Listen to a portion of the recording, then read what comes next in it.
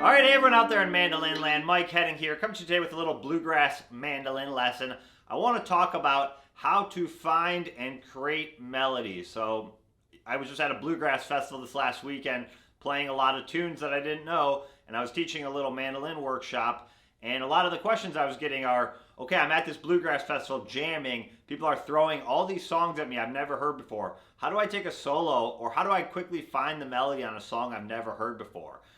And that's kind of a big topic, obviously, but we're going to try and break it down into some practical steps. So when you're actually in a jam, in the moment, hearing a song you've never heard before, how can you at least play something that works or start to find that melody? Bluegrass mandolin is a lot of times strongly about playing the melody. You can use licks, but strong bluegrass solos usually contain pieces of the melody of the song. So that's what we're going to work on for this lesson. All right, so let's start breaking down this lesson. Here we go. Okay, so before we get playing, let's just talk a little bit of music theory. A little bit of theory will go a long way here. And there's just basically three little concepts we want to understand before we jump into this idea of finding the melodies. This will make it a lot easier, okay? So the first thing we need to do is understand the concept of chord tones. You might have heard of that before, or maybe not, but even if you haven't, it's really simple. Basically, you have a chord that you can play, right? So example like G, two-finger G. So each of these individual notes, whether it's open strings or fretted notes, wherever you play your G, it doesn't matter what G you're doing, each of these individual notes will be called a chord tone. And it depends on what chord you're playing, but usually there'll be like three chord tones that make up the chord. Sometimes four, depends on what chord you're playing. But basically, you just have to understand that the chord tones are the individual tones that make up the chord, right? So it doesn't matter, like I said, if they're open strings or fretted notes. It doesn't matter what shape of the chord you're doing. Each of these notes is a chord tone.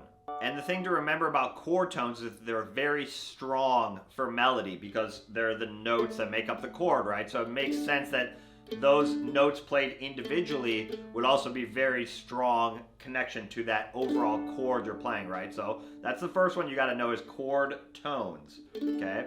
Second thing we can talk about is passing tones, right? So if you take, in this case, D, a D major scale,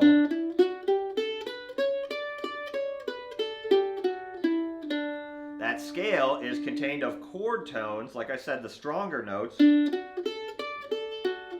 Might have heard of an arpeggio. That's the same thing. A lot of times that'd be like how you'd play that.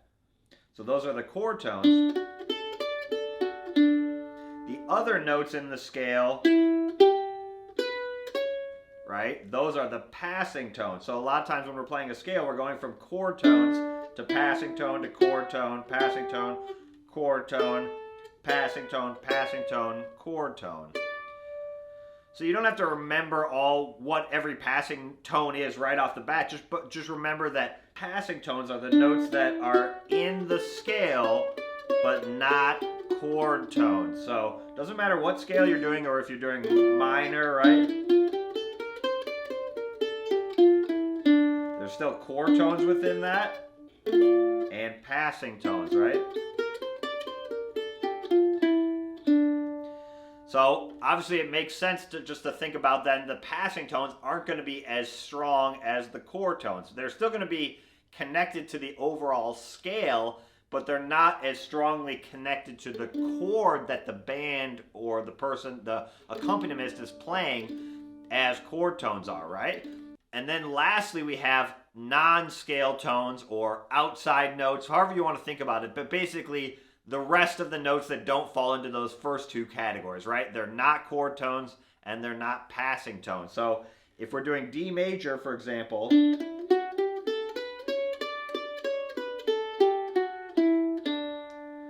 so like the non-scale tones would be this, right? So those notes that aren't in the scale and aren't in the chord tones, right? And it's going to change depending on, like if I do D minor, then this note becomes a chord tone, where in D major, it's a non-scale tone. So the notes can change depending on the overall chord composition, but just remember that basically each chord you're playing has those three elements. It has chord tones, so notes that make up the chord. It has passing tones, notes that are in the scale but not chord tones, and then lastly it has the rest of the non-scale tones or outside notes that are, again, fall into neither of those categories. So that's all you have to remember. I don't expect you to know this all overnight, so it might take you a little bit of time to digest it. But here's a little analogy that can help you, again, kind of understand the concept. So if you've ever seen one of those like fake rock climbing walls, like, I don't know, my junior high or high school had one, I think. Sometimes you see them at REI, right? It's like a big wall with a bunch of like plastic nubs on, right, that you can climb up, right? And they'll have certain sections of the wall will be harder and easier, right? So the easier sections will have bigger nubs that are easy to grab onto, and the harder section will have tinier nubs that are harder to grab onto, right? So this is kind of the analogy that works well for this, is that the chord tones are those like really big nubs on the rock climbing wall that are really easy to grab onto. They give you a very firm hold, and they give you a very firm connection to the overall chord, right? They're very strong and safe and easy to grab onto. The passing tones are a little bit smaller, right? You can grab onto them, but you're not going to have as strong of a grip, right? Or you might want to pass through one on the way to a stronger chord tone grip, right? And then lastly, you have the tiny nubs that are the non-scale tones that you really only want to grab onto for a quick second. Otherwise, you're going to be losing your grip from the chords that the band is playing, right? So that's how you can think about it. So again, because if I start playing with mainly scale tones, you'll start to hear like a bluegrass melody come to life right away. So let's take like the example of the key of D. So again, my chord tones are these. My scale tones are these. And my non-scale tones would be these. Right? You can hear how these instantly sound like we're outside of the chord and not playing correctly, right? So you can see those in my rock climbing analogy. Those are ones you'd want to tread very lightly on and get off quickly if you land on one of those notes. But let's look at just playing like all chord tones. So maybe I do something like this, right? So you can have a chord tone down here. So maybe I start like this.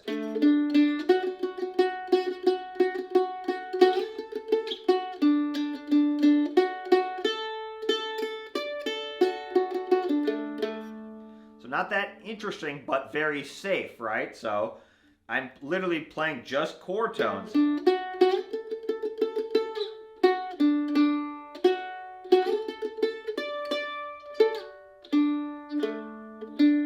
you can hear it's very safe.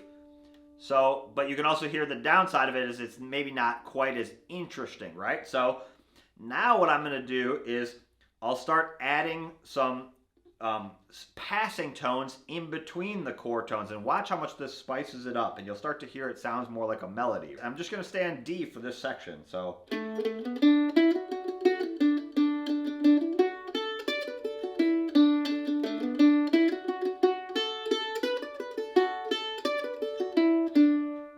you can see I'm mainly focusing on the chord tones, but I'm throwing those little passing tones in quickly in between as little connecting phrases. Right? Watch if I land on a passing tone right away. It actually sounds like the chord changed to A because that note is a chord tone of A. So you can hear when I land on that passing tone in the key of D, it kind of gives your ear the impression that the chord is changing when it's actually not. So when back to our topic of looking for melodies quickly, right? I'm immediately going to start on one of those chord tones, right? So I'm either going to start my solo here. Same note as the open, right? That's a chord tone. I might start it here. Right? Or I might start it here up on this A, right? Something like...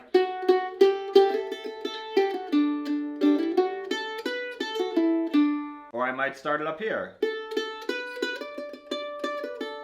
You can hear by starting on one of those chord tones, it gives it a very strong connection to the chord. And it's also a high likelihood that I'm going to find the melody, right? So as your ear gets better, you'll start to recognize maybe even which chord tone of the three it is. But that's a perfect example of how to start a solo on a song you've never heard. I'm going to start on one of those chord tones, right? In this case, in D, it'd be these notes. So You can look at the lesson I did called Simple Arpeggios, I believe it was called. But I've done several lessons on these arpeggios, but that's a good way to find the chord tones for each chord. So you can check out that lesson. But again, like I said, if I'm going to start a melody that I've never heard, or start a solo on a song I've never heard, I'm going to start on one of those 3 notes. Now I have a 33% chance of hitting the melody just randomly by picking one of those notes to start on. So you have like something like, or,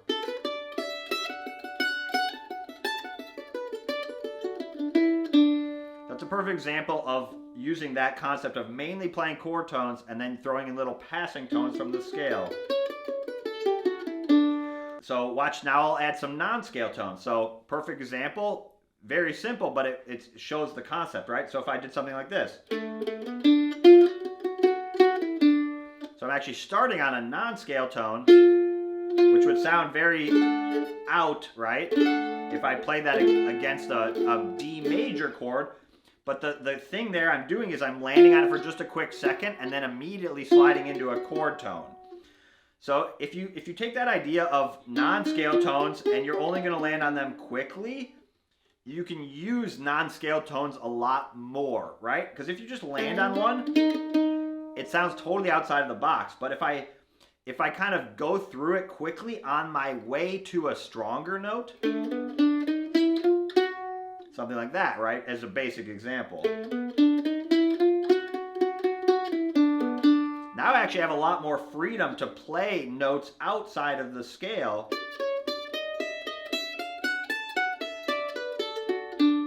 Perfect example like that, right?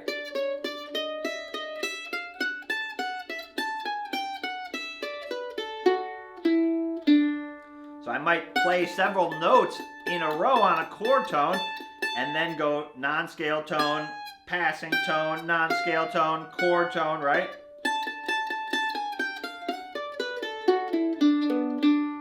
Because that's like I said, if you just stay on chord tones all the time, back to our rock climbing analogy, right? You're always kind of just climbing like the very easiest path, which, again, to start, that's good. You get up to the top a few times, right? But at some point, you're probably going to say, okay, I want something a little bit more interesting. I want something a little bit more challenging, right? That's where you start adding in some passing tones. And then if I say, okay, I want even more of a challenge, now I'm going to start adding some notes completely outside of the scale.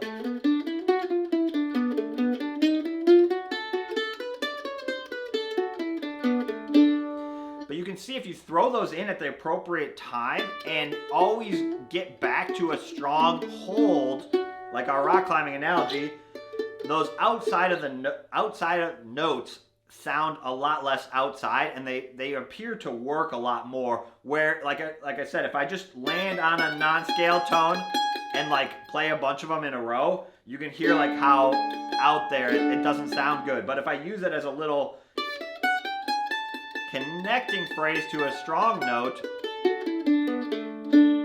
it sounds a lot safer. Okay, so that's all this we've been doing up to this point is just on one chord. So how do we add some other chords, right? So when the chords change, this whole concept stays the same, but the chord tones shift, right? So if I'm in D and I want to change to a G chord, now I'm going to highlight the chord tones of G. Depends on what style of music you're playing, but mainly the passing tones will actually stay the same. I'll probably still use passing tones from the key of D, but I'm just going to highlight those chord tones in G now. So let's listen to that one. So if I go like this.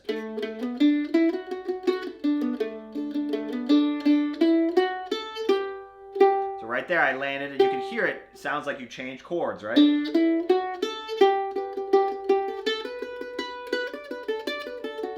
Back to D. Let's go to A, right? So A, chord tones. So maybe I land here.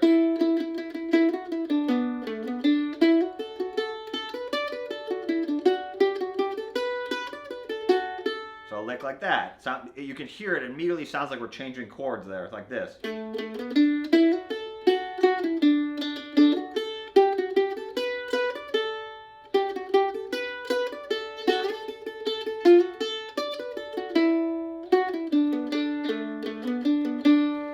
that could work for a bunch of bluegrass songs. But you can see how I'm just stringing together this idea of landing on mainly chord tones and then just throwing in those little passing tones, and you can hear how it starts to sound like a melody. Let's take this shape up here. So let's take that idea and now move it to some different keys. So let's just, for example, let's take that same shape but now play it up an octave. Right, so I'm starting up at the 5th fret with my index finger, and check out the lesson I did called Bluegrass Solo Shapes that will break down this position if you're not familiar with it, but very common shape in bluegrass. Basically like this down here, just doing it up an octave.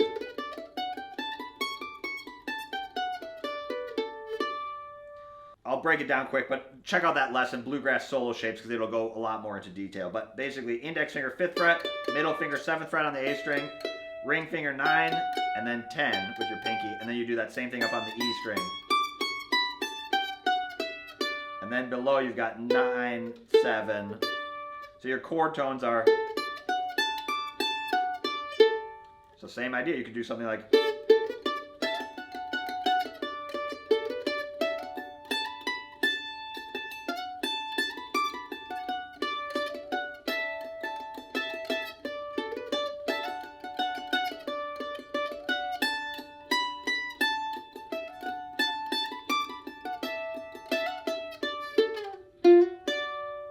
You can hear it starts to sound like a melody. That's like a little bit of Where the Soul Never Dies, or Where the Soul of Man Never Dies, right?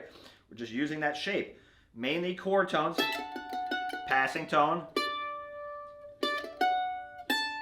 chord tone, passing tone, or actually chord tone because it changes to G, back to D. So let's take that same shape and play some more like melodies. So we could do something like,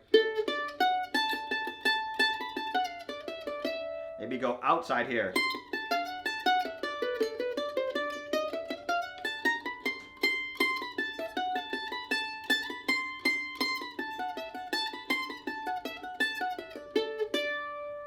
G.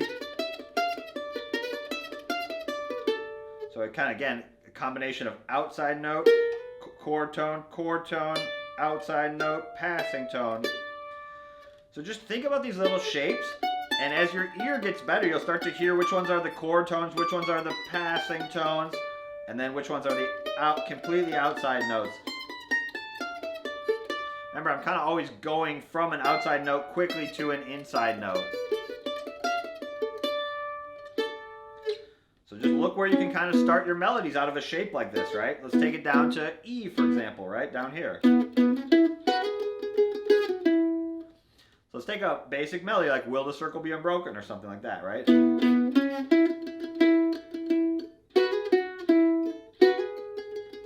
So break down that little phrase, right? Starting on a chord tone down here, passing tone, starting with a chord tone, right? So our pickup starts from a chord tone, passing tone right into a strong chord tone. And then chord tone, passing tone, chord tone, chord tone, right? So again, we're using that concept of very strong notes for the melody, right? You don't want to just think in E major scale because that's not going to let you, the chance that you're actually highlighting one of the chord tones is not going to be as strong. So if you use that concept of chord tones,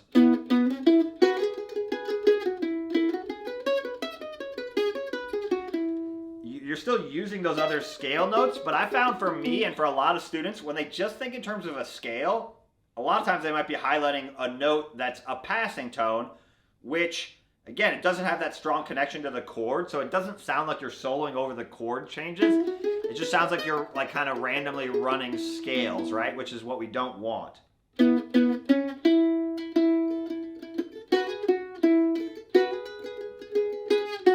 Changes to A here, chord tone. Back to E, chord tone down here.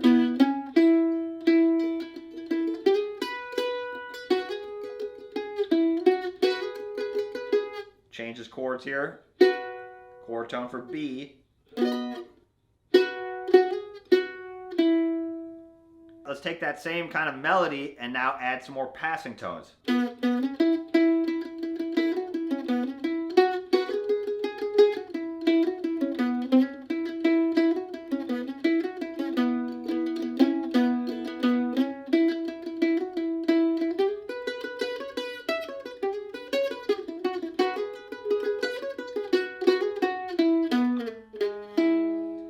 see, once you find that melody out of that shape, it becomes easier to create little variations too, because now I know I'm like gonna highlight the chord tones and then just throw in those little passing tone licks.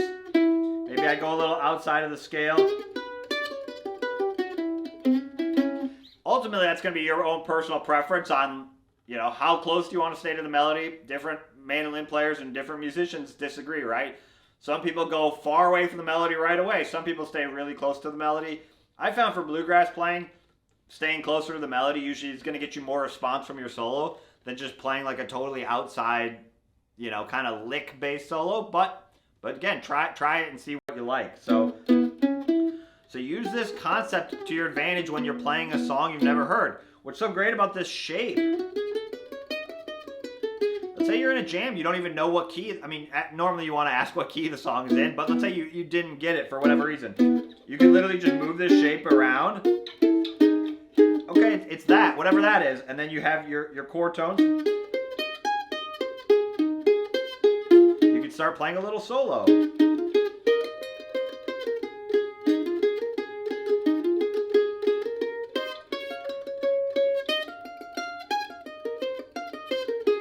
You don't even necessarily have to know what key it is. In that case, it's A flat, which is kind of a weird key.